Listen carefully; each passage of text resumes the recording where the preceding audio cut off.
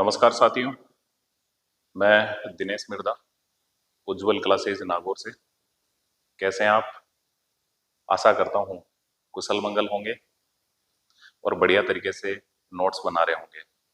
दोस्तों, हम राजस्थान की कला संस्कृति में मंदिर टॉपिक पढ़ रहे हैं और मंदिर टॉपिक में हमने पिछले वीडियो के अंदर दोस्तों भगवान श्री कृष्ण के मंदिर, भगवान विष्णु के मंदिर और दोस्तों ब्रह्मा जी के मंदिर पढ़े थे। आज हम उनसे आगे वाले मंदिर पढ़ने का प्रयास करते हैं, तो जुड़िएगा मेरे साथ। आज हम पढ़ेंगे दोस्तों भैरू जी के मंदिर, और भैरू जी के मंदिर में हम सबसे पहले जो भैरू जी का मंदिर पढ़ने वाले हैं वो है दोस्तों काला गोरा भैरव मंदिर। प्लीज जुड़ने का प्रयास करना। सबसे पहले ही जो भैरू जी हैं, और वो कौन से भैरू जी है, उस मंदिर का नाम क्या है दोस्तों? काला गोरा भैरव मंदिर। जुड़िएगा, काला गोरा भैरव मंदिर, काला गोरा भैरव मंदिर, काला गोरा भैरव मंदिर। भैया ये जो काला गोरा भैरव मंदिर है, इसको और क्या कहते हैं, इनका अन्य नाम क्या है? तो भैया जो काला गोरा भैरव मंदिर है ना, इन्हें कहते हैं भाई झूलता भैरव। झूलता भैरव, याद रखना दोस्तों। काला गोरा भैरव मंदिर को और क्या कहते हैं दोस्तों? झूलता भैरव। अब मैं बात कर लेता हूं दोस्तों, ये जो काला गोरा भैरव मंदिर है, ये कौन से स्थान पर है? स्थान तो आपको पता होना चाहिए दोस्तों। ये पड़ता है भैया सवाई माधोपुर में। सवाई माधोपुर। भैया ये जो सवाई माधोपुर है, मैं बात कर लेता हूँ, एक दो बातें और देखने का प्रयास करें। सवाई माधोपुर है, इसकी भैया स्थापना कब हुई? तो हल्का सा जुड़ने का प्रयास करना दोस्तों। इसकी स्थापना हुई भाई 1667 ईस्वी के अंदर। इसका संस्थापक कौन था? तो ये आपको पता होना चाहिए। तो ध्यान करना दोस्तों, सवाई माधोपुर का जो संस्थापक है उसका नाम क्या है? तो उसका नाम है भैया माधो सिंह कछावा। माधो सिंह कछावा, दिमाग में रखना। जयपुर का कछावा वंश का एक शासक है जिसका नाम है भैया माधो सिंह। तो माधो सिंह कछावा ने ही भैया सवाई माधोपुर को बसाया है।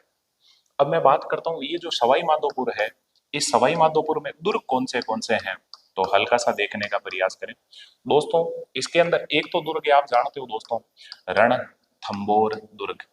रणथंबोर दुर्ग भली भांति जानते हो दोस्तों, जब भी नाम आ जाता है मैं चर्चा करता हूँ। ये वही रणथंबोर दुर्ग है जिसके अंदर त्रिनेत्र गणेश मंदिर है।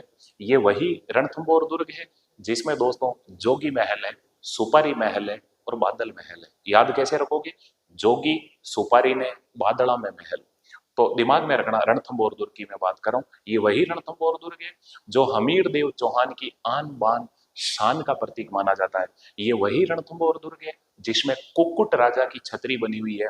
और इसी रणथंबोर दुर्ग के अंदर दोस्तों जेतर सिंह की छतरी, जिसे न्याय की छतरी कहते हैं, और 32 खंभों की छतरी है, तो वो भी दोस्तों इसी रणथंबोर दुर्ग के अंदर है। अब मैं ज्यादा बात नहीं कर रहा, सवाई माधोपुर है तो दिमाग में रखना दोस्तों। एक तो है रणथंबोर दुर्ग सवाई माधोपुर में, और दोस्तों और कौन सा दुर्ग है? तो और दुर्ग है भैया जाइन दुर्ग। जाइन दुर्ग, रणथंबोर के अंदर दो मुख्य दुर्ग है। जाइन दुर्ग, आप जानते हो दोस्तों, रणथंबोर दुर्ग की चाबी किसे कहते हैं, कुंजी किसे कहते हैं? तो वो है भैया जाइन दुर्ग। और वैसे आप जानते हो ना, रणथंबोर दुर्ग 7 पहाड़ियों से घिरा हुआ दुर्ग है दोस्तों, जहां अरावली और विंध्याचल पर्वतमालाओं का संगम होता है। वहीं पे दोस्तों रणथंबोर दुर्ग बना हुआ है। ये वही रणथंबोर दुर्ग है जिसके बारे में दोस्तों जलालुद्दीन फिरोज खिलजी ने कहा था, मैं ऐसे 10 दुर्गों को मुसलमान के एक बाल के बराबर भी नहीं समझता। दोस्तों आप जानते हो दोस्तों, इस रणथंबोर दुर्ग के बारे में अबुल फजल ने कहा था, अन्य दुर्ग सब नंगे हैं जबकि ये दुर्ग बख्तरबंद है। मैं ऐसे ही मजाक में कह देता हूँ, अबुल फजल ने कौन से दुर्ग को चड्डी पहनाई? तो वो कौन सा हो जाएगा भैया? रणथंबोर दुर्ग। खैर, जुड़ने का प्रयास करें। ये बातें मैंने ऐसे ही बता दी, सवाई माधोपुर आ गया था इसीलिए मैंने थोड़ी सी चर्चा कर दी। दिमाग में रखना दोस्तों, सवाई माधोपुर की स्थापना कब हुई? 1667 में। इसका संस्थापक कौन है? माधो सिंह कछावा। और दोस्तों इसमें सवाई माधोपुर में दो मुख्य दुर्ग हैं, एक का नाम है रणथंबोर दुर्ग और एक का नाम है दोस्तों जाइन दुर्ग। और रणथंबोर दुर्ग की चाबी किसे कहते हैं दोस्तों? जाइन दुर्ग को। अब ये नगर आ गया और इसकी स्थापना आ गई, तो मेरे से रहा नहीं जाएगा, मैं बातें करूंगा सारी की सारी। थोड़ा सा देखने का प्रयास करना भैया। मैं अगला पेज ले लेता हूँ, वापिस इस मंदिर को निकालेंगे। देखो दोस्तों, जो भी प्रमुख नगर है उनकी स्थापना कब कब हुई, क्या पता वहां से कोई क्वेश्चन पूछ ले। तो देखो भैया, 1113 ईस्वी के अंदर ध्यान कर ले दोस्तों, क्या बसा है? अजमेर।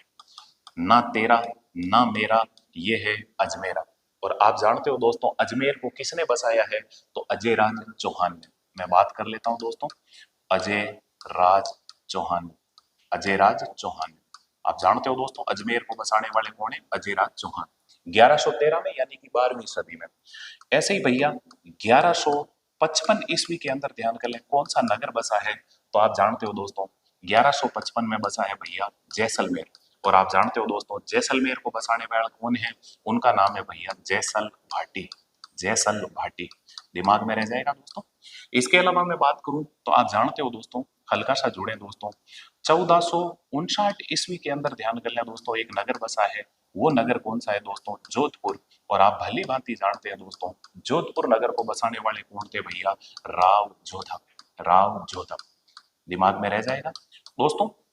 1459 के जस्ट 100 साल बाद में, यानी कि दोस्तों 1559 ईस्वी के अंदर ध्यान कर लें दोस्तों, एक नगर बसा है। वो कौन सा बसा है भैया? उदयपुर। और आपको पता होना चाहिए दोस्तों, उदयपुर नगर को बसाने वाले कौन है दोस्तों? महाराणा उदय सिंह है। महाराणा उदय सिंह। आपके दिमाग में आ रहा होगा, सर ये हमें नगर क्यों पढ़ा रहे हो, एग्जाम में क्वेश्चन तो कहीं से भी आ सकते हैं, आपको पता होना चाहिए। अब सुनो, तो देखो 1459 में जोधपुर, इसके 100 साल बाद में 1559 में क्या बस रहा है? उदयपुर। लेकिन इनके बीच में दिमाग में रखें दोस्तों, 1488 ईस्वी के अंदर कौन सा नगर बसा? वो है भैया बीकानेर। और आप जानते हो दोस्तों, बीकानेर की स्थापना किसने की है? तो वो बंदा है भैया राव बीका। राव बीका, मेरे हिसाब से याद रह जाएगा। ऐसे ही मैं बात करता हूं भैया, 1609 ईस्वी के अंदर ध्यान कर लें दोस्तों, एक नगर बसा है। और वो भैया कौन सा है? किशनगढ़। किशनगढ़, किशनगढ़। और दोस्तों, किशनगढ़ को बसाया किसने? तो आप जानते हो दोस्तों, किशन सिंह राठौड़ ने। किशन सिंह राठौड़ ने। सर ये किशन सिंह राठौड़ कौन है? तो आप जानते हो दोस्तों, जोधपुर के एक राजा थे जिनका नाम था मोटा राजा उदय सिंह। उन्हीं के पुत्र थे दोस्तों किशन सिंह। तो किशन सिंह ने किशनगढ़ बसाया था। और वैसे आप जानते हो दोस्तों, अपने राजपूताना के अंदर राठौड़ वंश की कितनी रियासतें थी? 3। कौन सी? जोधपुर, बीकानेर और किशनगढ़। और किशनगढ़ में ध्यान कर लें दोस्तों, राठौड़ वंश है। कौन है? किशन सिंह राठौड़, उन्होंने बसाया। ऐसे ही मैं बात करता हूं, ध्यान करना दोस्तों, 1667 ईस्वी के अंदर ध्यान कर लें दोस्तों, कौन सा नगर बसा है? तो आप बताओगे दोस्तों, सवाई माधोपुर। सवाई माधोपुर। और आप जानते हो ना दोस्तों, सवाई माधोपुर को बसाया किसने है? तो ध्यान कर लें दोस्तों, माधो सिंह कच्छावा ने। माधो सिंह कच्छावा, याद रह जाएगा दोस्तों, माधो सिंह कच्छावा। प्लीज और थोड़ा सा जोड़ने का प्रयास करना, हल्का सा देखें दोस्तों। और मैं बात करता हूं, ध्यान कर लें दोस्तों, 1727, 18 नवंबर 1727 को एक नगर बसाया, उसका नाम क्या है दोस्तों? जयपुर। और जयपुर दोस्तों बसाया किसने? सवाई जयसिंह। सवाई जयसिंह। ये मैंने थोड़ा सा ऐसे ही तुम्हें बताने का प्रयास कर लिया कि भाई एक जगह तुम्हें ये सारी चीजें मिल जाए, क्या पता यहाँ से कभी कोई क्वेश्चन आ जाए। देखो, ना तेरा ना मेरा, ये है अजमेरा। तो 1113 में बसा है अजमेर, अजयराज चौहान ने बसाया। देखो 5 5, दोनों हाथ जोड़ लो, दोनों पंजे मिला लो, तो क्या बच जाएगा दोस्तों? जैसलमेर। 1155 में क्या बसा है? जैसलमेर। और किसने बसाया? जैसल भाटी ने। दोस्तों 1459 में जोधपुर बसा, 1559 में उदयपुर बसा, बीच में 1488। ऐसे याद रख लो, बीकानेर का रसगुल्ला 88, बीकानेर की नमकीन 88, बीकानेर का रसगुल्ला 88। तो 1488 में क्या बसाया दोस्तों? बीकानेर। किसने बसाया? राव बीकानेर। 1459 और 1559 दो शहर तो वैसे ही याद रह रहे। 1459 में जोधपुर, 1559 में उदयपुर, बीच में क्या है? 1488।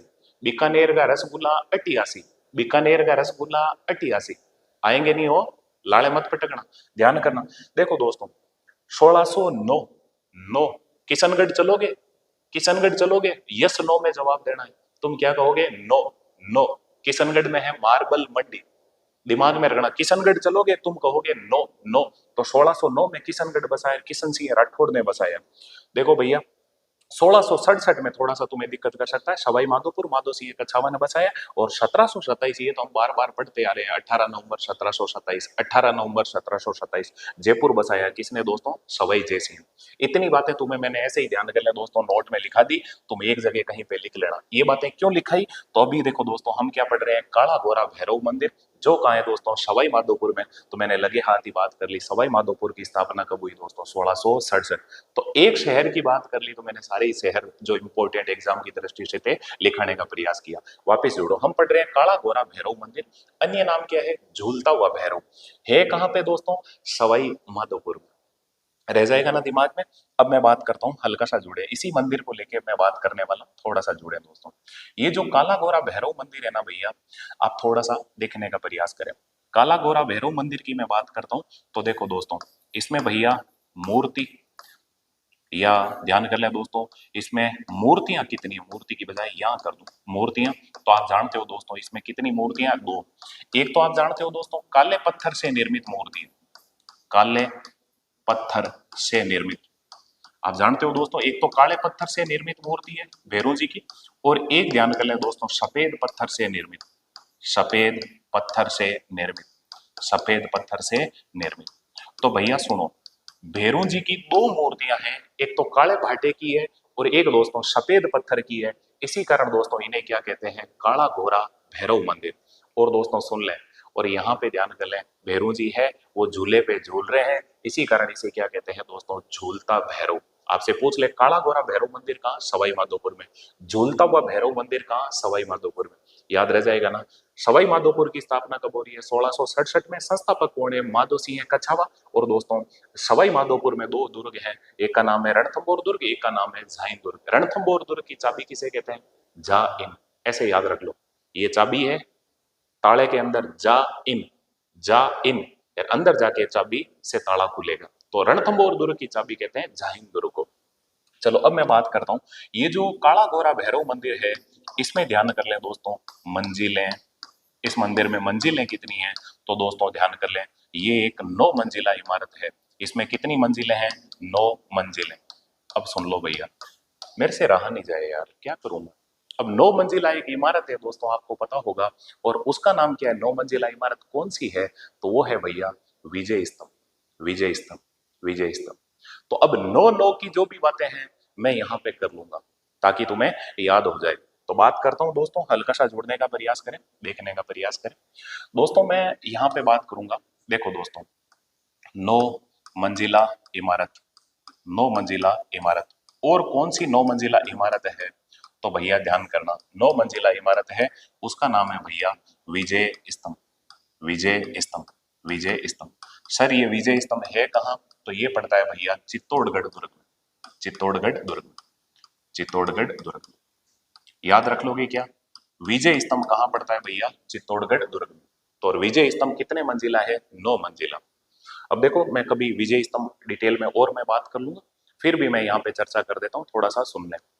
देखो दोस्तों, विजय स्तंभ महाराणा कुंभा ने सारंगपुर युद्ध के विजय के उपलक्ष्य में दोस्तों चित्तौड़गढ़ दुर्ग में बनाया था। और महाराणा कुंभा ने, ध्यान करना दोस्तों, विजय स्तंभ भगवान विष्णु के निमित्त बनाया था। इसी कारण इसे दोस्तों क्या कहते हैं? विष्णु ध्वजगढ़। महाराणा कुंभा की विक्ट्री हुई इसलिए इसको क्या कहते हैं? Victory tower. दोस्तों महाराणा कुंभा की जय हुई इसीलिए इसे क्या कहते हैं? जय स्तंभ। इसमें महाराणा कुंभा का कीर्तिमान है, इसी कारण इसे क्या कहते हैं दोस्तों? कीर्ति स्तंभ। सुनो भैया, इसमें असंख्य हिंदू देवी देवताओं की मूर्तियां हैं, इसी कारण दोस्तों इसे क्या कहते हैं? हिंदू देवी देवताओं की मूर्तियों का अजैब घर। याद रख लोगे क्या? ये जो विजय स्तंभ है ना, मंजिलें कितनी है? 9। ध्यान करना, तीसरी मंजिल पे क्या लिखा हुआ है? अल्लाह। इसकी ऊंचाई कितनी है दोस्तों? 122 फीट। और दोस्तों सुन लें, ये जो विजय स्तंभ है ना, इसके दोस्तों शिल्पी कौन थे? कारीगर कौन थे? तो उनका नाम था दोस्तों जयिता नापापोमा पुंजा, जयिता नापापोमा पुंजा, जयिता नापापोमा पुंजा, जयिता नापापोमा पुंजा।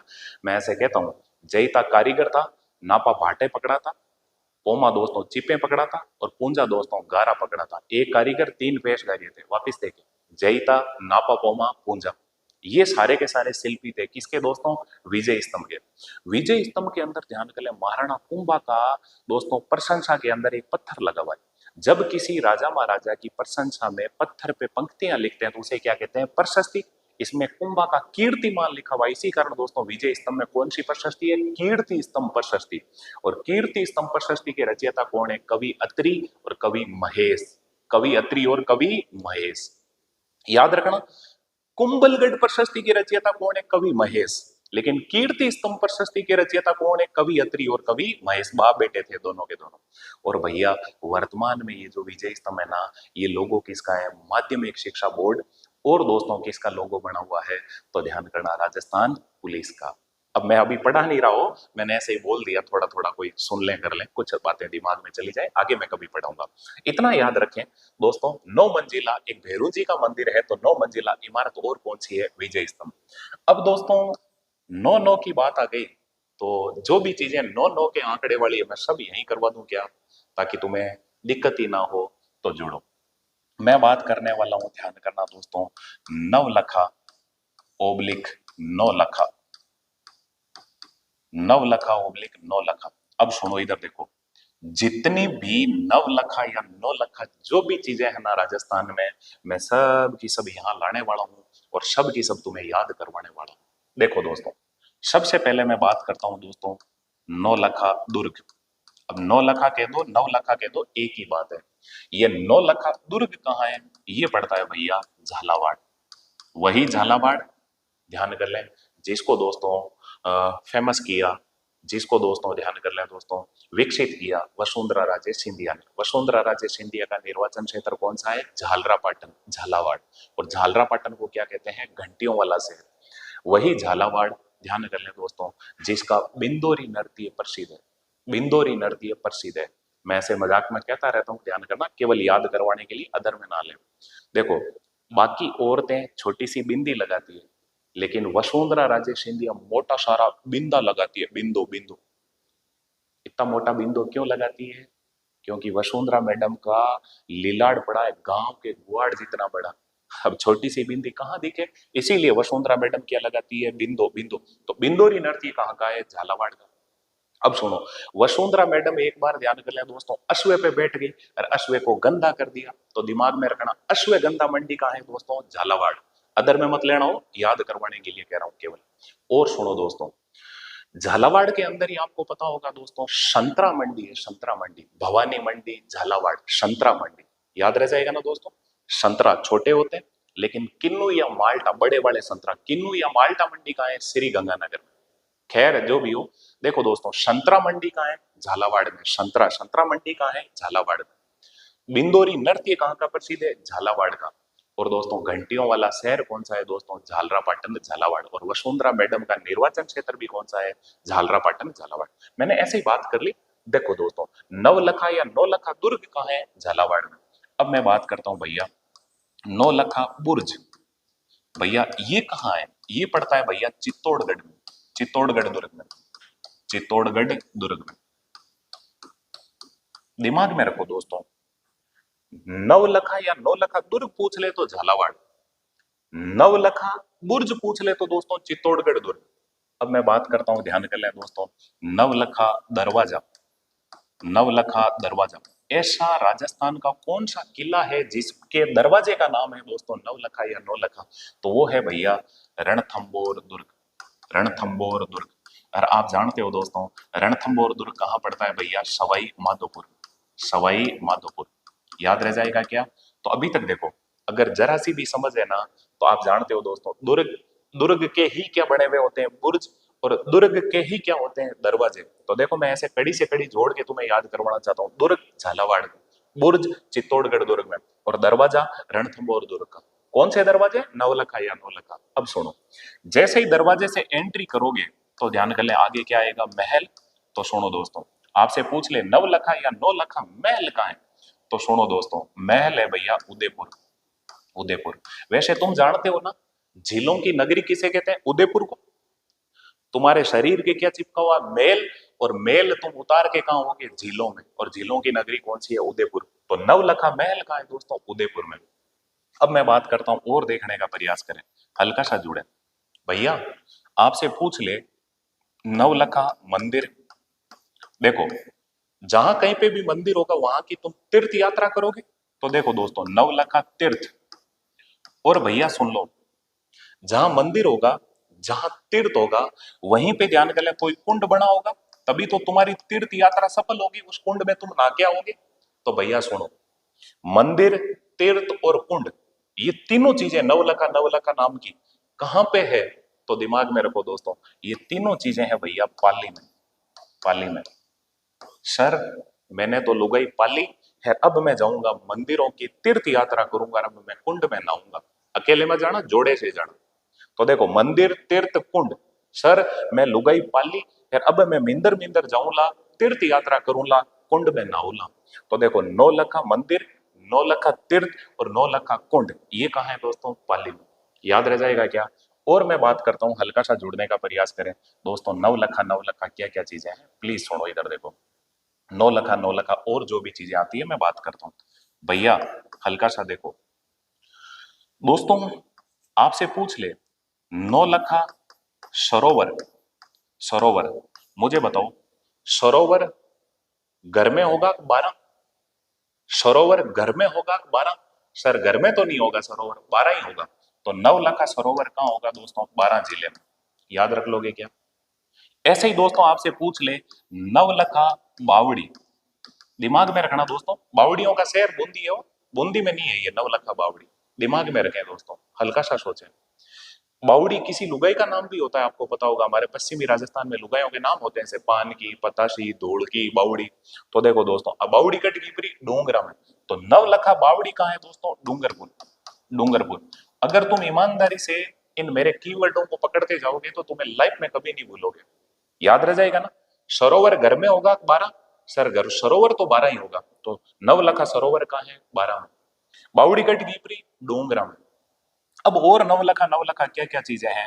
तो देखो दोस्तों, 9 लखा मैं बात कर लूं और, तो देखो दोस्तों, 9 लखा झील, 9 लखा झील। और दोस्तों 9 लखा क्या है? तो हल्का सा देखें दोस्तों, झील होगी तो झील के चारों तरफ क्या होंगे? बांध। तो 9 लखा बांध। तो झील और बांध कहाँ है दोस्तों? बूंदी में। बूंदी में। बूंदी में। बस, इससे ज्यादा 9 लखा कुछ भी नहीं है। अब याद कैसे रखोगे बूंदी वाली बातें? तो ऐसे याद रखो, बचपन में तुम छोटे थे, बूंदी खाते थे, घर वाले बूंदी निकलवाते, और घर वाले कहते अभी हम महाराज के चढ़ाएंगे, अभी हम प्रसाद चढ़ाएंगे देवी देवताओं के, उसके बाद बूंदी खाना।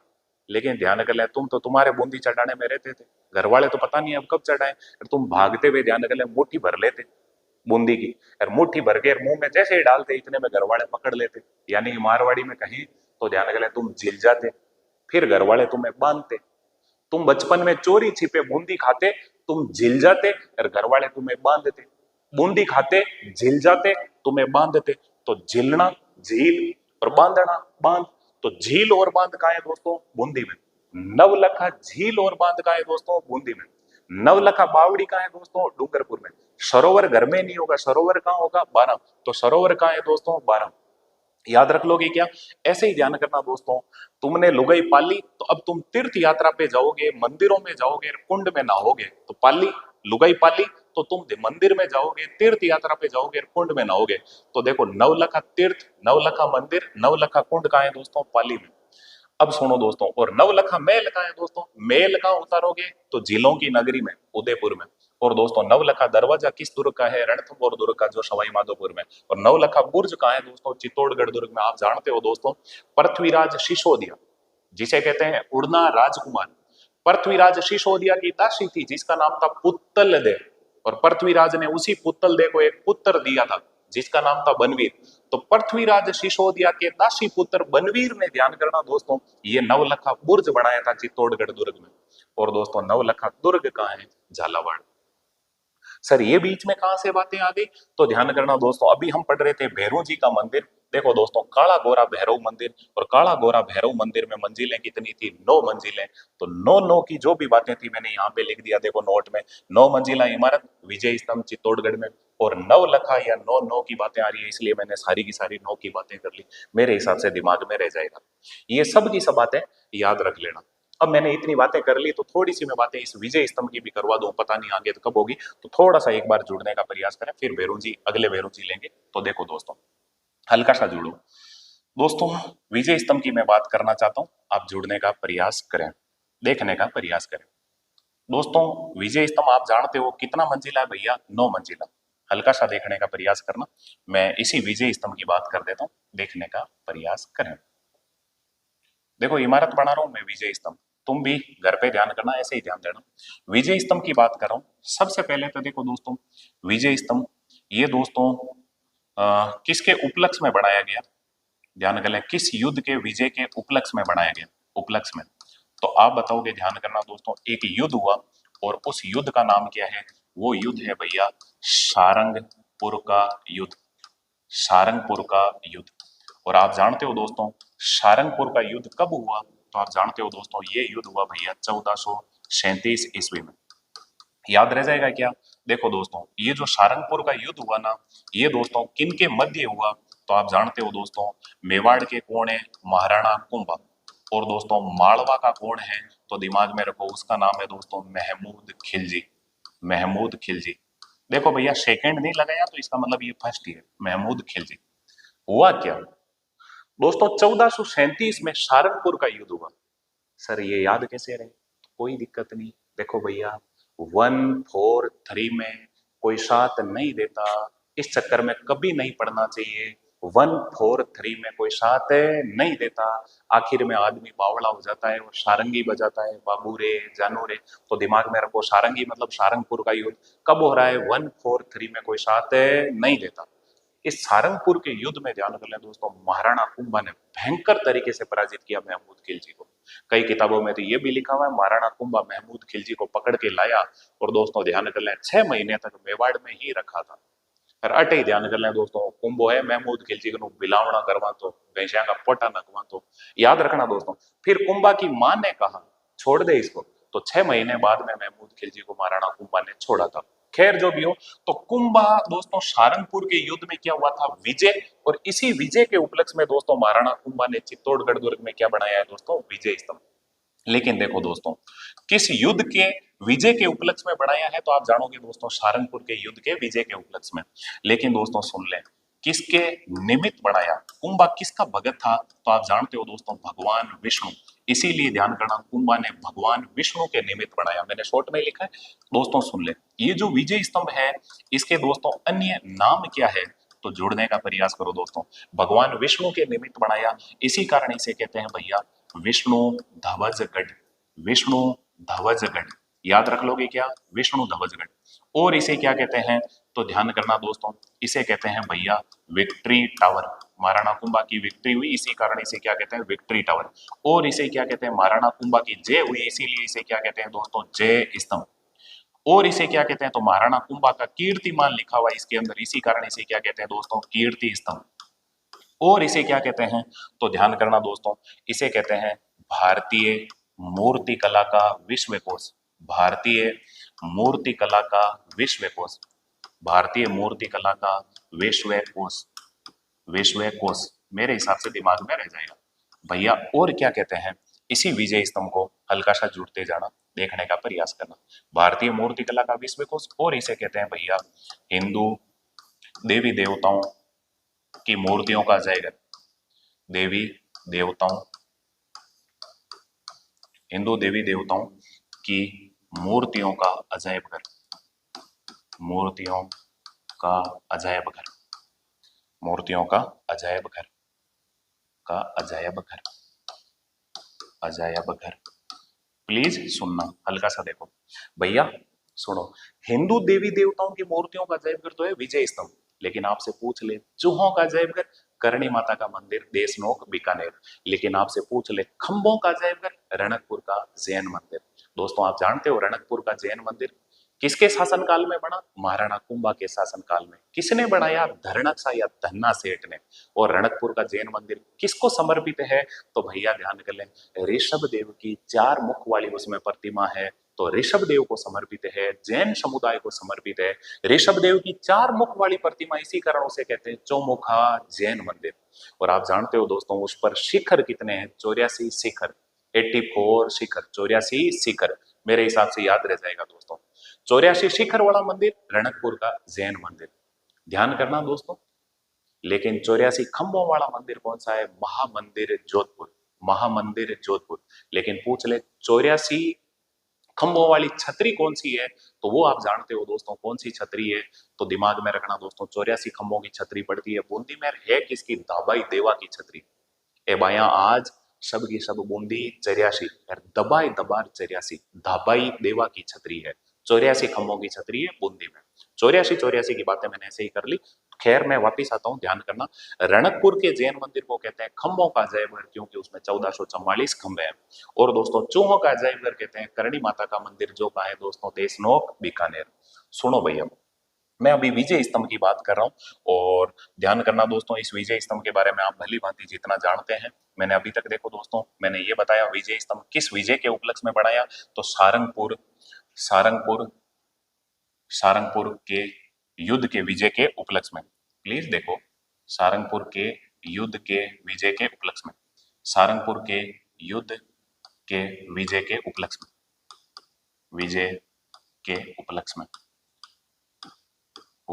में। अब सारंगपुर के युद्ध में दोस्तों विजय कौन हुए, महाराणा कुंभा, और इसी के विजय के उपलक्ष्य में दोस्तों क्या बनाया, विजय स्तंभ। सुनो दोस्तों और बातें करता हूं अभी इस विजय स्तंभ की, सुनना। इस दुनिया के अंदर मैं अकेला ऐसा कारीगर हूं जो इसकी मंजिलें, ध्यान कर ले दोस्तों, ऊपर वाली पहले बढ़ाता हूं और नीचे वाली, ध्यान करना दोस्तों, मंजिलें बाद में बढ़ाता हूं। देखो मंजिलें कितनी हो गई, दो, ये देखो दोस्तों तीसरी, ये देखो दोस्तों चौथी। अभी बात करता हूँ, हल्का सा जोड़ो, नीचे वाली मंजिलें बाद में बढ़ाऊंगा, वो चिंता मत करें, इधर देखो दोस्तों। अब मैं बात करता हूं दोस्तों, ये जो विजय स्तंभ है, ध्यान करना दोस्तों, इसमें मंजिलें कितनी हैं, तो तुम जानते हो दोस्तों इसमें मंजिलें कितनी है, 9। भैया इसकी जो तीसरी मंजिल है ना, तीसरी मंजिल, ध्यान कर ले दोस्तों, उस पर क्या लिखा हुआ है, तीसरी मंजिल पर लिखा हुआ है दोस्तों अरबी भाषा के अंदर दोस्तों अल्लाह, अल्लाह। याद रखना दोस्तों। लेकिन एक चीज और सुन ले, आप जानते हो दोस्तों, आगे हम पढ़ेंगे लोक देवताओं में, गोगा जी का मंदिर है, उसके मुख्य द्वार पर लिखा हुआ है बिस्मिल्लाह, और इसकी तीसरी मंजिल पे लिखा हुआ है दोस्तों अल्लाह। अब सुनो दोस्तों, मैं बात कर लेता हूं दोस्तों इसकी ऊंचाई, तो दिमाग में रखना दोस्तों, इसकी जो ऊंचाई है वो दोस्तों कितनी है, वो है भैया 122 फीट। और मैं बात करता हूं दोस्तों, ये जो विजय स्तंभ है इसी की मैं बात कर रहा हूं, हल्का सा जुड़ने का प्रयास करें। देखो भैया, ये जो विजय स्तंभ है ना, इसकी हम बात करते हैं और देखें, इसके दोस्तों शिल्पी कौन थे, कारीगर कौन थे, इसके डिजाइनर कौन थे, तो देखो दोस्तों विजय स्तंभ के शिल्पी हैं, उनका नाम है भैया, देखो एक तो है भैया जेता, और फिर इसके बेटे हैं जिनका नाम है दोस्तों नापा, पोमा और पूंजा। नापा पोमा पूंजा, नापा पोमा पूंजा, नापा पोमा पूंजा, ऐसे 2-3 बार बोला करो। जेता इनका बाप था, ये 3 इनके बेटे थे। मैं ऐसे कहता हूं, देखो एक कारीगर हो, एक बाटा पकड़ाऊं तो, एक चिपा पकड़ाऊं तो, एक गारो पकड़ाऊं तो। और ध्यान कर ले दोस्तों, 9 मंजिला इमारत बनाई दी, 122 फीट ऊंची बनाई दी। एक मकान होता है ना 15-16 फीट की हाइट पे होता है, और जिसके ऊपर चढ़ते हैं ना चक्कर आना स्टार्ट हो जाता है। 122 फीट ऊंची, ध्यान कर ले दोस्तों, इमारत बनाई है, धन्य है ऐसे कारीगरों को। और मैं बात करता हूं दोस्तों, सुन ले, इसके अंदर दोस्तों प्रशस्ति कौन सी है, प्रशस्ति का मतलब जानते हो ना, राजा महाराजाओं की प्रशंसा में पत्थरों पे जो पंक्तियां लिखते हैं उसे कहते हैं प्रशस्ति। इसके अंदर ध्यान कर ले, एक भाटे पे महाराणा कुंभा का कीर्तिमान लिखा गया है, तो उस प्रशस्ति का नाम क्या हो जाएगा दोस्तों, कीर्ति स्तंभ प्रशस्ति, कीर्ति स्तंभ प्रशस्ति। अब प्रश्न ये पूछते हैं, ये जो कीर्ति स्तंभ प्रशस्ति है ना, इसके रचनाकार कौन है, इस प्रशस्ति को लिखने वाले कौन है, रचनाकार। तो भैया ध्यान करना दोस्तों, कीर्ति स्तंभ प्रशस्ति के जो रचनाकार है उनका नाम है भैया कवि अत्रि। ये बाप था और इसी का बेटा था, ध्यान कर ले, जिसका नाम था दोस्तों कवि महेश। ये महेश वही है जो कुंभलगढ़ दुर्ग के अंदर लगी हुई है दोस्तों कुंभलगढ़ प्रशस्ति, और उसका रचयिता कौन होगा, कवि महेश। दोनों बाप बेटों ने, ध्यान करना दोस्तों, कीर्ति स्तंभ प्रशस्ति लिखी है। इसने, ध्यान करना दोस्तों, लिखनी स्टार्ट की थी, पहले ही मर गया, उसको पूर्ण उसने किया है महेश ने। तो कीर्ति स्तंभ प्रशस्ति को पूर्ण करने वाला कौन है, कवि महेश। अब ज्यादा बात नहीं कर रहा, हल्का सा देखने का प्रयास करें, अभी हम गिन लेंगे मंजिलें कितनी हुई है। अब सुन लो दोस्तों, ये जो विजय स्तंभ है ना, ये भैया लोगो किसका है, तो एक तो है भैया राजस्थान पुलिस का। आप जहां कहीं पे भी राजस्थान पुलिस वाले थाने देखोगे या जहां पे भी चौकियां देखोगे, तो वहां जो बोर्ड लगा होगा उस पे विजय स्तंभ जरूर आपको प्रतीक चिन्ह के रूप में मिलेगा। और एक दोस्तों ध्यान कर लें, माध्यमिक शिक्षा बोर्ड, माध्यमिक शिक्षा बोर्ड अजमेर। ये जो माध्यमिक शिक्षा बोर्ड अजमेर है ना, उसका भी ध्यान कर लें दोस्तों, प्रतीक चिन्ह या उसका जो लोगो है वो क्या है दोस्तों, विजय स्तंभ। तो ये नो की ऐसी बात आ गई थी, ध्यान करना दोस्तों, तो मैंने ये सारी चीजें बता दी आपको, हल्का सा जुड़ने का प्रयास करें। अभी हम देख रहे हैं दोस्तों विजय स्तंभ। देखो भैया, इस विजय स्तंभ की मैंने बात की है, थोड़ा सा देखो। मंजिलों की बात करूं तो देखो दोस्तों, हल्की सी देख लेते हैं, 1 2 3 4 5 6 7 8, 1 2 3 4 5 6 7 8, ये लो भाई, लास्ट वाली मंजिल 9 मंजिल, ये है भैया विजय स्तंभ। और तुम जानते हो दोस्तों, ये विजय स्तंभ कहाँ पड़ता है भैया, चित्तौड़गढ़ में। तो ध्यान करना दोस्तों, विजय स्तंभ बनाया किसने, महाराणा कुंभा ने। किसके निमित्त बनाया, भगवान विष्णु के। इसी कारण इसे क्या कहते हैं, विष्णु ध्वज गढ़। और दोस्तों, महाराणा कुंभा की विक्ट्री हुई, इसी कारण इसे क्या कहते हैं, विक्ट्री टावर। इसमें महाराणा कुंभा ने जय हुई थी, इसी कारण इसे क्या कहते हैं, जय स्तंभ। और दोस्तों, इसमें महाराणा कुंभा का कीर्तिमान है, इसी कारण इसे क्या कहते हैं, कीर्ति स्तंभ। इसे भारतीय मूर्ति कला का विश्व कोश कहते हैं। इतनी सुंदर दोस्तों मूर्तियां कहीं नहीं बनी हुई। और दोस्तों ध्यान कर लें, हिंदू देवी देवताओं की मूर्तियों का अजायब घर कहते हैं। तो चूहों का अजायब घर करणी माता का मंदिर देशनोक बीकानेर, खंभों का अजायब घर रणकपुर का जैन मंदिर पाली। और दोस्तों सुन ले, इस विजय स्तंभ में मंजिलें कितनी है, 9। तीसरी मंजिल पे क्या लिखा हुआ है, अल्लाह। इसकी ऊंचाई कितनी है, 122 फीट। इसके शिल्पी कौन थे, जयिता नापापोमा पूंजा। जयिता नापापोमा पूंजा, ऐसे बोला करो 2 3 बार, खाना खाते टाइम ही बोला करो ऐसे, जयिता नापापोमा पूंजा। और ध्यान करें, इसमें प्रशस्ति कौन सी है, कीर्ति स्तंभ प्रशस्ति। उसके रचनाकार कौन है, कवि अत्रि और कवि महेश। और लोगो राजस्थान पुलिस और माध्यमिक शिक्षा बोर्ड का।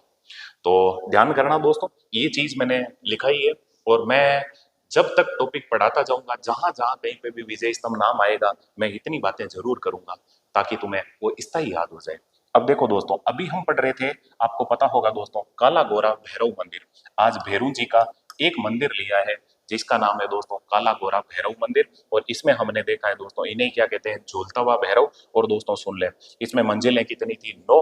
तो 9 से जुड़ी हुई बात आ गई। 9 मंजिला इमारत कौन सी थी, विजय स्तंभ, जो भी हमने देखा है। और नवलखा नवलखा या 9 9 की बातें कौन सी थी, ये मैंने आपको ध्यान कर लिया दोस्तों, यहाँ एक जगह देने का प्रयास किया है।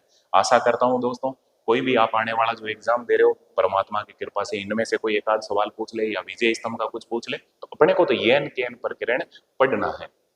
अब मैं आता हूं, ध्यान करना दोस्तों, एक भैरू जी आपने पढ़ लिए, तो अगले भैरू जी की मैं बात करता हूं, वो कौन से भैरू जी है। तो देखो दोस्तों, दूसरे भैरू जी की मैं बात करता हूं, वो है भैया, ध्यान करना दोस्तों, कोडम देसर भैरव मंदिर। कोडम देसर भैरव मंदिर, कोडम देसर भैरव मंदिर, कोडम देसर भैरव मंदिर। प्लीज सुनो, ये जो कोडम देसर भैरव मंदिर है, मैं इन्हीं की बात करता हूँ, हल्का सा जुड़ो दोस्तों। कौन से स्थान पर है, तो तुम आराम से बता सकते हो दोस्तों, ये कहाँ होगा दोस्तों, एक जगह है भैया, उसका नाम है दोस्तों कोडम देसर। और ये जो कोडम देसर जगह पड़ती है, ये कहाँ पड़ती है दोस्तों, बीकानेर। आप जानते हो ना दोस्तों, 1488 में राव बीका ने बीकानेर बसाया था। लेकिन दोस्तों उससे पहले आपको पता होगा, राव बीका ने कोडम देसर से ही शासन किया था।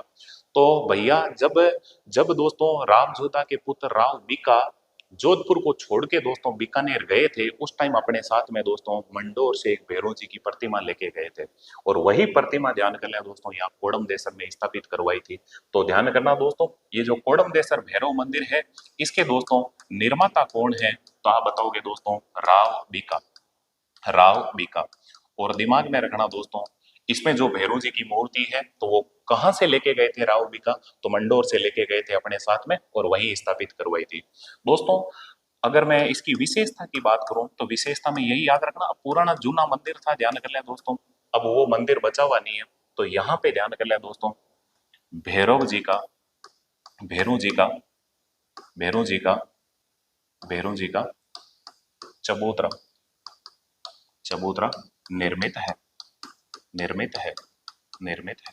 तो मंदिर तो ज्यादा बड़ा नहीं है, ध्यान कर लें दोस्तों। और विशेषकर जो पूजा होती है भैरू जी के चबूतरे की पूजा होती है, एकदम खुला ओपन है। तो दिमाग में रखना दोस्तों, ये हो जाएगा कोडम देसर भैरव मंदिर, कोडम देसर भैरव मंदिर, जो कहाँ है दोस्तों, बीकानेर। मेरे हिसाब से याद रह जाएगा, रख लोगे ना दोस्तों। बीकानेर वही है जिसमें कौन सा दुर्ग बना हुआ है? जूनागढ़ दुर्ग। जूनागढ़ दुर्ग को क्या कहते हैं? जमीन का जेवर, जमीन में बना हुआ गहना।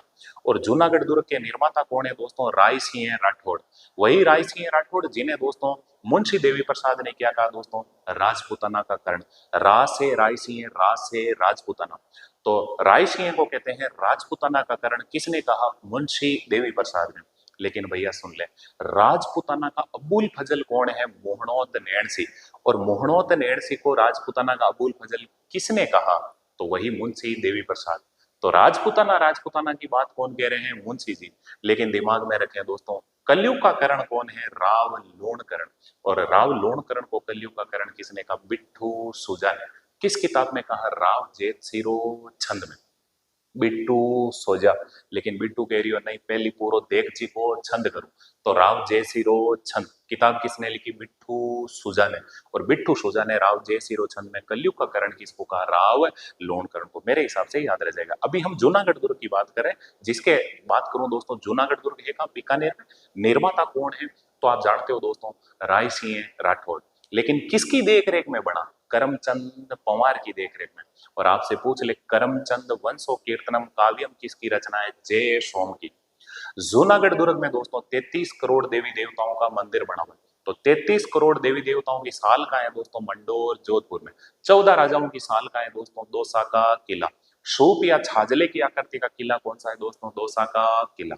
अब मैं बात करता हूं दोस्तों, जूनागढ़ दुर्ग के अंदर मंदिर तो है 33 करोड़ देवी देवताओं का, लेकिन जूनागढ़ दुर्ग के अंदर ही दोस्तों गजारूढ़ पाषाण मूर्तियां, वो किसकी है? जयमल राठौड़ और पत्ता सिसोदिया की। आप कुछ मत करें, ये मेरी बोली हुई बातें ना, इनको रोज ईयरफोन लगा के या फोन से कैसे ही सुने, सुनते जाएं, आपको मजा आएगा। जब एग्जाम दे के आओगे ना आप, तो आपको आनंद आएगा, हर चीजें तुम्हें मिल जाएगी। चलो अब मैं बात करता हूँ जुड़ो। भैरू जी के मंदिर थे, और हमने दोस्तों 2 भैरू जी के मंदिर पढ़ लिए हैं। मेरे हिसाब से आपको याद रह जाएगा। अब दोस्तों सुन लें, भैरू जी के बाद में मैं आ जाता हूँ दोस्तों हनुमान जी के मंदिर। और हनुमान जी के जो मंदिर हैं वो कौन से हैं, तो मैं उनकी बात करता हूँ। जुड़िएगा मेरे साथ दोस्तों। हनुमान जी के मंदिरों में ही हम सबसे पहले पढ़ लेते हैं दोस्तों। हनुमान जी के मंदिरों में सबसे पहले आ जाते हैं भाई सालासर बालाजी। सालासर बालाजी मंदिर। सालासर बालाजी मंदिर, प्लीज जुड़ना। ये जो सालासर बालाजी मंदिर है, मैं बात करता हूं दोस्तों, सालासर बालाजी मंदिर कौन से स्थान पर है, तो आपको पता होना चाहिए दोस्तों। एक छोटा गांव है जिसका नाम है भैया आशोटा गांव। आशोटा गांव दिमाग में रखना। और आशोटा गांव किसके नजदीक है, तो ये भैया सालासर के नजदीक है। और ये सालासर कहाँ पड़ता है, तो चूरू जिले में पड़ता है। मेरे हिसाब से दिमाग में रह जाएगा दोस्तों। ये जो सालासर बालाजी है, मैं बात करता हूं दोस्तों, ये जो मंदिर है इसके निर्माता कौन थे, तो दिमाग में रखना दोस्तों, इसके जो निर्माता हैं उनका नाम है भैया मोहन दास जी। मोहन दास जी, प्लीज सुनो। ये जो सालासर बालाजी हैं, इस मंदिर में दोस्तों मूर्ति, तो दिमाग में रखना दोस्तों, मूर्ति किसकी होगी, तो कॉमन सेंस है दोस्तों, मूर्ति किसकी है भैया, तो हनुमान जी की। हनुमान जी की। हनुमान जी की। लेकिन ध्यान कर लें दोस्तों, हनुमान जी की मूर्ति है वो दोस्तों कैसी मूर्ति है, तो आपको पता होना चाहिए दोस्तों, इस मंदिर में जो हनुमान जी की मूर्ति है वो है भैया दाढ़ी मूछ युक्त। दाढ़ी मूछ युक्त। तो दोस्तों सुन लें, राजस्थान में केवल एकमात्र हनुमान जी हैं जिनमें दोस्तों ध्यान कर लें उनके मुख पर दाढ़ी है और दोस्तों मूछ है। तो दाढ़ी मूछ युक्त हनुमान जी का जो मंदिर है वो कहाँ है दोस्तों, सालासर चूरू में। मेरे हिसाब से याद रह जाएगा।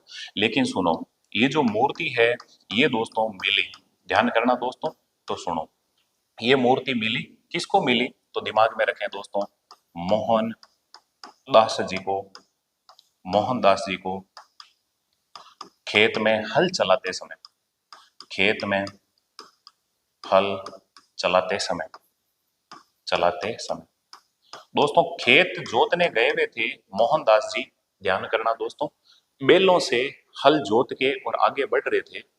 जैसे ही दोस्तों ध्यान करना उनके बैल हैं वो दोस्तों हल को खींच रहे थे, और दोस्तों ध्यान कर लें उन्हीं हल के अंदर दोस्तों एक मूर्ति धरती के अंदर से निकली, और उस मूर्ति को ध्यान करना दोस्तों आगे बढ़ाते गए।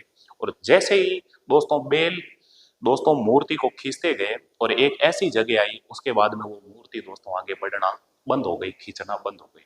तो वहीं पे ध्यान करना दोस्तों, मोहनदास जी ने दोस्तों हनुमान जी की मूर्ति स्थापित करवा दी। और वो जो मूर्ति थी वो दोस्तों दाढ़ी मूंछ युक्त ही मूर्ति थी। इसीलिए ध्यान करना दोस्तों, यहाँ पे हनुमान जी का जो विग्रह है वो दोस्तों ध्यान कर लें दाढ़ी मूंछ युक्त है, यानी कि हनुमान जी की मूर्ति वो दाढ़ी मूंछ युक्त है। अब मैं बात करता हूँ ये जो सालासर बालाजी का मंदिर था, तो दोस्तों सुन लें, इस मंदिर के प्रारंभिक शिल्पी, स्टार्टिंग में जो इस मंदिर के शिल्पी थे उनका नाम क्या था? तो ध्यान करना दोस्तों, ये मंदिर को बनाने वाले कौन थे, कारीगर कौन थे, इसके जो शिल्पी हैं वो कौन है? तो एक का नाम है भैया नूरा, और एक का नाम था भैया दाऊद। नूरा व दाऊद, नूरा और दाऊद नामक दो मुस्लिम कारीगरों ने ध्यान कर लें दोस्तों स्टार्टिंग में ये मंदिर बनाया था। और मैं बात कर लेता हूँ दोस्तों यहाँ पे मेला, तो आप जानते हो दोस्तों मेला कब भरेगा? तो मेला भरेगा भैया हनुमान जयंती को। और आपको पता होना चाहिए हनुमान जयंती कब आती है? तो हनुमान जयंती आती है भैया चैत्र पूर्णिमा को। चैत का जो आखिरी दिन होता है, पूनम का दिन होता है, हनुमान जी की जयंती होती है। और इसी दिन ध्यान कर लें दोस्तों, जहां जहां हनुमान जी के मंदिर हैं वहां सभी जगह मेला भरता है। मेरे हिसाब से याद रह जाएगा। तो अभी ध्यान करना दोस्तों, हनुमान जी के मंदिर में हमने एक हनुमान मंदिर देखा जिसका नाम क्या भाई? सालासर बालाजी। सालासर बालाजी मेरे हिसाब से दिमाग में रह जाएगा। हनुमान जी के मंदिरों में मैं और बात कर लेता हूं, ध्यान करना, छोटे छोटे जो भी हनुमान जी के मंदिर है कंप्लीट करने का प्रयास करेंगे। देखो दोस्तों, एक है भैया तिरुपति बालाजी, तिरुपति बालाजी मंदिर, बालाजी मंदिर, तिरुपति बालाजी मंदिर। भैया सुनो, जो तिरुपति बालाजी, ध्यान कर ले दोस्तों, आपको पता होगा वो आंध्र प्रदेश वाले जो तिरुपति हैं वो अलग है। ये तिरुपति बालाजी मंदिर की मैं बात करता हूँ दोस्तों, ये दोस्तों कौन से स्थान पर है? तो ये तिरुपति बालाजी भैया ये पड़ता है सुजानगढ़ में, सुजानगढ़ में। और सुजानगढ़ जगह कहाँ पड़ती है भैया? सुजानगढ़ जगह पड़ती है चूरू में। अब मैं बात करता हूँ, ध्यान कर ले दोस्तों, इस मंदिर के निर्माता कौन थे? तो दिमाग में रखना दोस्तों, उनका नाम क्या है दोस्तों? तो उनका नाम है भैया सोहन सिंह जानोदिया, जानोदिया, जानोदिया। दिमाग में रखना दोस्तों, कुछ नहीं है दोस्तों। एक ध्यान करना दोस्तों, ये सोहन सिंह जानोदिया कौन है? तो भैया ध्यान कर ले, तिरुपति बालाजी मंदिर में एक जो ट्रस्ट बना हुआ था उसके ये अध्यक्ष थे। और इन्होंने ध्यान करना दोस्तों 2 करोड़ रुपए लगा के और दोस्तों यहाँ पे ये मंदिर बनवाया, उसी के ये सदस्य थे। और ध्यान कर ले दोस्तों, उस ट्रस्ट से इन्होंने निवेदन किया और कहा कि हमारे सुजानगढ़ में भी तिरुपति बालाजी का मंदिर बनाया जाए। तो ध्यान करना, सेम वैसा का वैसा एक मंदिर बनाने का प्रयास किया। तो इसका नाम क्या हो गया दोस्तों? तिरुपति बालाजी मंदिर। तो राजस्थान में तिरुपति बालाजी मंदिर कहाँ पे है दोस्तों? सुजानगढ़ चूरू में। निर्माता कौन है दोस्तों? सोहन, सोहन सिंह जानोदिया। याद रख लोगे क्या? इससे ज्यादा यहाँ से कोई नहीं पूछेंगे। एक मैं और बात कर लेता हूँ, ध्यान करना दोस्तों, एक है भैया वीर हनुमान मंदिर, वीर हनुमान मंदिर। अब हनुमान जी के थोड़े से ही मंदिर है, मैं बात कर लेता हूँ वीर हनुमान मंदिर। देखो दोस्तों, ये जो वीर हनुमान मंदिर है ना, ये कौन से स्थान पर है? तो आपको पता होना चाहिए दोस्तों, ये है भैया सामोद गांव। अब इनको कहते हैं सामोद के वीर हनुमान। और ये सामोद गांव कहाँ पड़ता है भैया? जयपुर में। तो देखो दोस्तों, सामोद के वीर हनुमान कह दो या वीर हनुमान मंदिर कह दो, जो कहाँ पड़ता है भैया? सामोद गांव जयपुर में। और दिमाग में रखना दोस्तों, इस मंदिर में जो मूर्ति है, तो उस मूर्ति की क्या विशेषता है? तो दिमाग में रखना दोस्तों, मूर्ति की मैं सीधी बात कर लेता हूं ताकि आपको याद रह जाए दोस्तों। तो सुनो, हनुमान जी की, हनुमान जी की मूर्ति में एक पांव चट्टान में, चट्टान में गड़ा हुआ है, गड़ा हुआ है। बस इससे ज्यादा ध्यान कर ले दोस्तों, यहां से कुछ आपको याद नहीं रखना। और एक विशेषता की बात कर दूं तो हल्का सा देखने का प्रयास करें दोस्तों, वीर हनुमान मंदिर, सामोद के वीर हनुमान मंदिर। मैं बात करता हूं दोस्तों, सुन ले विशेषता में ध्यान करना दोस्तों, यहाँ राजस्थान का, राजस्थान का चौथा रोपवे, रोपवे बनाया गया, बनाया गया। आप समझने का प्रयास करना, ये रोपवे क्या है? तो भैया ध्यान कर लें, एक पहाड़ी से दूसरी पहाड़ी पे ध्यान करना दोस्तों, रस्सी या तार बांध के उन पे ट्रॉली के माध्यम से दोस्तों हमें एक पहाड़ी से दूसरी पहाड़ी पे ले जाया जाए, उसे क्या कहते हैं दोस्तों, रोपवे। इससे क्या होता है, पर्यटन को बढ़ावा मिलता है। पर्यटन के टाइम वैसे इसको पूरा डिटेल में पढ़ेंगे, लेकिन अभी मैं थोड़ी थोड़ी बातें कर दूं। यहाँ राजस्थान का चौथा रोपवे है, तो आपको ये पता होना चाहिए, ध्यान कर ले दोस्तों, राजस्थान में पहला रोपवे कहाँ है, दूसरा रोपवे कहाँ है। तो मैं बात करता हूँ प्रथम, दूसरा और तीसरा, तो वो चौथा अपने आप ही निकल जाएगा। देखने का प्रयास करें। पहला रोपवे बना था, ध्यान करना दोस्तों, वो बना था, ध्यान कर लें दोस्तों, सुंधा माता मंदिर। और आप जानते हो दोस्तों, सुंधा माता मंदिर कहाँ पड़ता है भैया, जालोर, जालोर। तो यहाँ पे कब बना था दोस्तों, 2006 में। और दोस्तों ये निजी क्षेत्र का था, और राजस्थान का सबसे लंबा रोपवे यही है।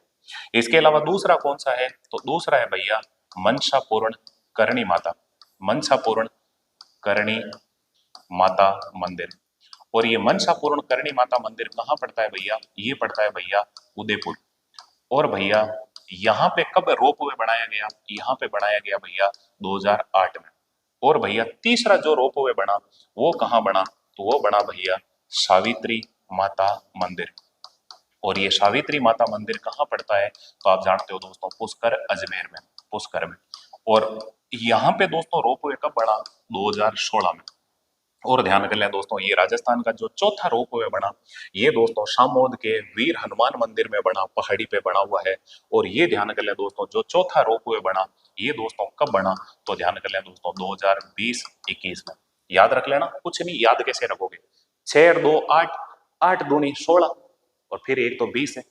तो ये राजस्थान के अंदर ध्यान कर लें 4 रोपवे हैं। अभी देखो दोस्तों, हम हनुमान जी के मंदिर पढ़ रहे हैं, और हनुमान जी के मंदिर में हमने तीसरा हनुमान जी का मंदिर देख लिया।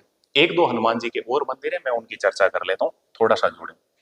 देखो दोस्तों, चौथे हनुमान जी की मैं बात करता हूँ, तो हल्का सा देखना दोस्तों। एक है भैया पांडुपोल हनुमान मंदिर, पांडुपोल हनुमान मंदिर, पांडुपोल हनुमान मंदिर, पांडुपोल हनुमान मंदिर। सर ये कहाँ पे है, तो भैया ये स्थान का अगर पूछ ले आपसे, तो ध्यान करना दोस्तों, पांडुपोल हनुमान मंदिर कहाँ पड़ता है भैया, अलवर। जब जब अलवर नाम आया है, मैंने इतना जरूर लिखा है, अलवर को कहते हैं भैया राजस्थान का स्कॉटलैंड, राजस्थान का स्कॉटलैंड। याद रख लोगे क्या, देखो। और दोस्तों सुन ले, आपसे पूछ ले ये पांडुपोल हनुमान मंदिर कौन से अभयारण्य में है, तो आप भैया आराम से बता सकते हो। और अलवर में कौन सा अभयारण्य है भैया, उसका नाम है सरिस्का, तो सरिस्का अभयारण्य में। लेकिन दोस्तों सुन ले, इस मंदिर की विशेष बात क्या है, तो या फिर इसमें जो मूर्ति है वो कैसी है, तो देखो दोस्तों, इसमें मूर्ति है भैया शयन मुद्रा में हनुमान जी की प्रतिमा, शयन मुद्रा में हनुमान जी की प्रतिमा, हनुमान जी की प्रतिमा, हनुमान जी की प्रतिमा। याद रह जाएगा मेरे हिसाब से, शयन मुद्रा में हनुमान जी की प्रतिमा, मतलब हनुमान जी सो रहे हैं। समझो एक बात दोस्तों, जब महाभारत आपने देखी होगी, महाभारत के बारे में थोड़ा बहुत पढ़ा होगा। जब दोस्तों पांडवों को अज्ञातवास दिया गया, तो पांडवों को यह कहा गया कि आप हमें दिखने नहीं चाहिए। कौरवों ने कहा कहीं पे भी यदि हमें दिख गए तो आपका अज्ञातवास वापिस वहीं से स्टार्ट हो जाएगा। तो ऐसे ही संयोग से एक बार दोस्तों इधर सरिस्का अभयारण्य से गुजर रहे थे पांडव, और कहते हैं कि कौरवों की सेना ने पांडवों को पीछे से घेर लिया था। तो अब पांडवों को दिखना नहीं है, और सामने आ गई पहाड़ी, पहाड़ी के ऊपर जाए तो वो दिख जाए। इसीलिए कहते हैं कि महाबली भीम ने दोस्तों अपने घोड़े की दे मारी, गद्दे की दे मारी।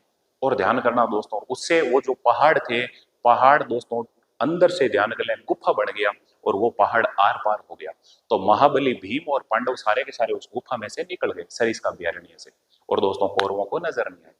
लेकिन कालांतर में कुछ समय के बाद में एक बार पांडव इधर से गुजर रहे थे, और दोस्तों ध्यान कर लें महाबली भीम में अहम आ गया। भीम ने अपने भाइयों को कहा, देखो वो जो सामने गुफा दिख रही है ना, वो एक बार मैंने ऐसे गदा दे मारा और जिसे वो गुफा बन गई। हनुमान जी को लगा यार कि इस आदमी में घमंड आ गया। तो हनुमान जी ने ध्यान कर लिया दोस्तों, एक वानर का रूप धारण करके, और उस गुफा के सामने हनुमान जी सो गए थे। जैसे ही दोस्तों ध्यान कर लें ये महाबली भीम उस गुफा के पास आए, आगे वानर को सोते हुए देखा। महाबली भीम ने अहम में कहा, अरे वानर तुझे पता नहीं मैं महाबली भीम हूं, अभी उठा के फेंक दूंगा। तो वो हनुमान जी बस मुस्कुराते हुए सोते रहे। महाबली भीम ने और कहा, अरे वानर रास्ते से हट जा, नहीं तो पूंछ पकड़ के फेंक दूंगा तुझे। और हनुमान जी तो वैसे के वैसे ही मस्त मुद्रा में सो रहे थे। और महाबली भीम ने गुस्से में, ध्यान करना दोस्तों, हनुमान जी की पूंछ में हाथ डाला फेंकने के लिए, लेकिन पूंछ तक नहीं हिल पाई। महाबली भीम को सारा खेल समझ में आ गया और महाबली भीम वही नतमस्तक हो गए और उनसे समय याचना की। तो इसी पौराणिक कथा के आधार पे, ध्यान कर लें दोस्तों, ये मंदिर बना हुआ है। और दोस्तों यहाँ पांडुपोल जो हनुमान मंदिर है, इसका पांडुपोल नाम क्यों हुआ? क्योंकि वो जो गुफा बनी हुई है पोल टाइप की बनी हुई है, उसी के अंदर मंदिर बना हुआ है, तो इसका नाम क्या हो गया? पांडुपोल हनुमान मंदिर। और जैसे दोस्तों वो हनुमान जी बंदर का रूप धारण करके सोए थे, वैसी की वैसी सोई हुई मुद्रा में, ध्यान कर लें, उनकी मूर्ति है। दिमाग में आ रहा होगा, सर हनुमान जी की सुता, पूंछड़ी कन मेली, है ना? ध्यान कर लें दोस्तों। खैर मैं अभी ज्यादा बात नहीं करूं, तो ये है पांडुपोल हनुमान मंदिर। एक हनुमान जी की मैं और बात कर लेता हूं, थोड़ा सा जुड़ने का प्रयास करें। और वो है भैया, ध्यान करना दोस्तों, जो हनुमान जी हैं उनकी बात करता हूं दोस्तों, और वो है दोस्तों मेहंदीपुर बालाजी। मेहंदीपुर बालाजी, मेहंदीपुर बालाजी। अब सुनो दोस्तों, ये जो मेहंदीपुर बालाजी है, दिमाग में रखना दोस्तों, ये कौन से स्थान पर है? तो आपको पता होना चाहिए दोस्तों, मेहंदीपुर बालाजी का जो मंदिर है वो दोस्तों कहाँ है भैया? दौसा। सुनो दोस्तों, यहाँ पे ध्यान कर ले दोस्तों, मूर्ति तो आप जानते हो, ध्यान कर ले दोस्तों, चट्टान से निर्मित, चट्टान से निर्मित, चट्टान से निर्मित हनुमान जी की मूर्ति, चट्टान से निर्मित हनुमान जी की मूर्ति, हनुमान जी की मूर्ति। भैया ध्यान देना, चट्टान से बनी हुई है, सौते निर्मित है, किसी कारीगर ने ये मूर्ति नहीं बनाई। जो पहाड़ था, पहाड़ में सौते हनुमान जी की मूर्ति बन गई थी। तो ध्यान कर ले, चट्टान से निर्मित, चट्टान से सौते निर्मित, ध्यान करना दोस्तों, हनुमान जी की मूर्ति है। अब मैं बात करता हूं दोस्तों, यहाँ ध्यान कर ले दोस्तों, अन्य मंदिर कौन से हैं और इन्हीं हनुमान जी के मंदिर में। तो एक मंदिर है भैया प्रेतराज जी का मंदिर, प्रेतराज जी का मंदिर, प्रेतराज जी का मंदिर। आपको पता होगा, कोई अगर मेहंदीपुर बालाजी के गया हो तो यहाँ पे प्रेतराज जी का दोस्तों दरबार लगता है। और दोस्तों जो भूत प्रेत से ग्रसित होते हैं उनका दोस्तों ये प्रेतराज जी पूरी क्लास लगाते हैं और दोस्तों भूत प्रेत को भगाते हैं। और दोस्तों सुन लें, इन्हीं प्रेतराज जी के असिस्टेंट है, तो यहाँ पे एक मंदिर और कौन सा है दोस्तों? भैरव मंदिर। तो एक तो है दोस्तों प्रेतराज जी का मंदिर, एक है भैरव मंदिर। इनके दर्शन करने के बाद में आपको दोस्तों मेहंदीपुर बालाजी के दर्शन होते हैं। और मैं यहाँ विशेषता की बात करूं तो दोस्तों मेहंदीपुर बालाजी के मंदिर की विशेषता क्या है? तो दोस्तों सुन लें, यहाँ भूत प्रेत, भूत प्रेत से ग्रसित प्राणियों का इलाज होता है। व्यक्तियों को लिख दो, प्राणियों का इलाज होता है, इलाज होता है, इलाज होता है। एक समझने का प्रयास करना, हनुमान जी हमने सब पढ़ लिए हैं, मैं क्लास में ऐसे लिखता रहता हूँ, ध्यान कर ले, मजाक में बात करता रहता हूँ। मैं यूं बोलता हूँ कि इस मंदिर में भूत प्रेत से ग्रसित महिलाओं का इलाज होता है। तो लड़कियां चिढ़ती है, सर महिलाओं को ही भूत प्रेत थोड़ी लगते हैं। तो मैं कहता हूँ भाई, मुझे बताओ ऐसा स्थान जहां पे, ध्यान कर लें दोस्तों, कोई इंसान और जिस, ध्यान कर लें, कोई ऐसा व्यक्ति हो जिसको दोस्तों भूत प्रेत लगा हुआ और उसको कहीं लेके गए हो। या कोई ऐसा मुझे स्थान बताओ जहां पे, ध्यान कर लें दोस्तों, किसी आदमी का चोला टांग रखा हो, किसी का छापा टांग रखा हो, या किसी की धोती टांग रखी हो। नहीं मिलेगी। किसी भी थान पे चले जाओ, सबसे ज्यादा दुखी है महिलाएं। कहीं तो आपको चोटी बटन मिलेगा, कहीं आपको इनकी चुनड़ी टांगी हुई मिलेगी, कहीं कुछ मिलेगा। तो मैं तो एक ही जानता हूं भाई, इस दुनिया में बेचारी ये दुखी प्राणी है ना? और इन्हीं को भूत प्रेत लगते हैं। परमात्मा इनको सद्बुद्धि दे। और दोस्तों ये थान थपान वाला शब्द छोड़ो, अगर कोई छोटी मोटी बीमारी है तो डॉक्टरों को दिखाओ। खैर जुड़े, मैं माफी चाहूंगा हे मेहंदीपुर बालाजी, जो भी हो। और बस इतना सा याद रखना है दोस्तों, यहाँ पे भूत प्रेत से ग्रसित जो भी प्राणी होते हैं उनका इलाज होता है। तो देखो दोस्तों, हमने 4-5 हनुमान जी के मंदिर पढ़ लिए, 2 भैरव जी के मंदिर पढ़ लिए, एक विजय स्तंभ पढ़ लिया, और नवलखा जो भी चीजें थी वो सब हमने पढ़ ली। तो ओके दोस्तों, आपने मुझे इतना झेला, इसके लिए बहुत बहुत धन्यवाद, शुक्रिया। मुखातिब होंगे कल। Thank you.